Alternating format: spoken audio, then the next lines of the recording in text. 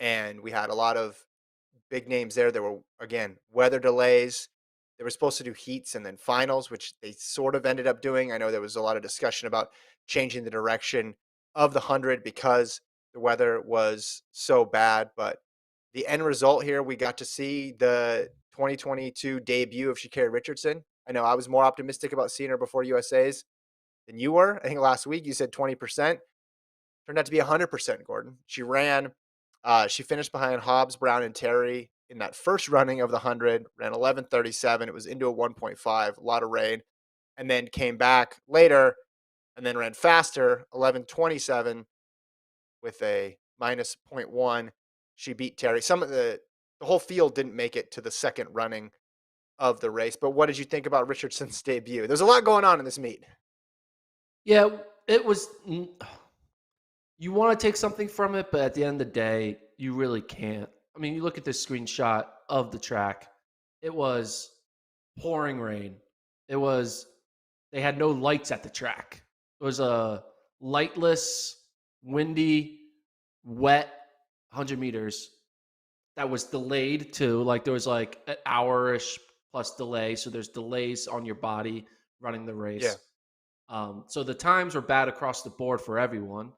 Uh, I guess you could look at Sha'Carri's result and compare it to like who she beat and who she lost to. Um, Losing to Hobbs and Brown, that's not the end of the world because Brown is running extremely well this year, and Hobbs has been Mhm. consistently good in the 100. And she did beat Terry after losing to her, and Terry is, you know, she's Mhm.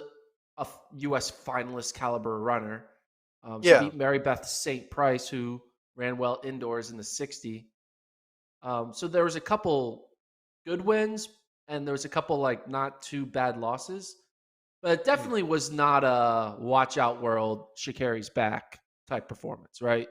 It wasn't like she goes out there and smokes everyone by point one and runs like Mhm. 11-1 while everyone else is running 11-2s and threes. Yeah. But, you know, Shakari still was, celebrating before the finish line, having a good old Mhm. time. And at the end of the day, when I look at these results, it's going to be really hard for me to really take anything from it because of the conditions and the situation.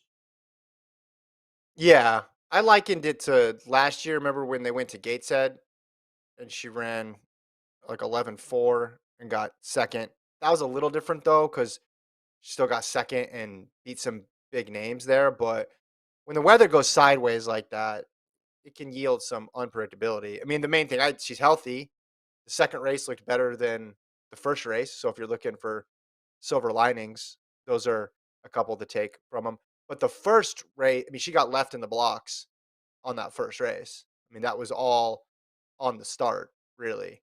But last year runs 11:0 and then 10:72 in her first race in Miramar, then Mount Sac 10:74, then 10:77 into a 1.2. But the number that you remember in those early season races, even going back to 2020, is the number one. Like, she was winning. So even if you just put the times aside because weather and tracks can be crazy, she was able to win and churn out victory after victory. But it could be a situation where this is where she's at right now. She's mixing it up with US finalists. She's in a position to make the team. I mean, I know that's not what people want to hear. People want to hear world record and gold medals, but it could be that this year's more about getting on the team and getting championship experience. You're shaking your Are, head. are we talking world record in gold medals right now? I feel like I said that people was are. that was like post Olympic trials. That was the thought. I feel like it's been almost a year since then, and the thoughts I'm of just saying she gets compared to gold and that world standard. records. Yeah, well, She it's gets because compared it's to that fun. standard. Yeah, yeah, that's true. Yeah. Because we live in like a very one and zeros society where it's like you're either the greatest of all time or you're trash. Exactly. Exactly. And it's something in between. And that's why I think it's interesting. It's like, all right, she's still only 22. I know people don't want to hear this because they want to go all or nothing here, but it could just be she has a solid season. It's not as good as last year's season. And then she gets she still has a lot of career in front of her, and then she gets back on the path of running 10.8s and 10.7s again. I mean, she's already had a lot. If you look at it, wins NCAA's, runs the 10.75, but then USA's didn't go well that year. Then she gets going again 2020 into 2021, but then the suspension comes, and then the back half of 2021 wasn't as good as the first half of 2021.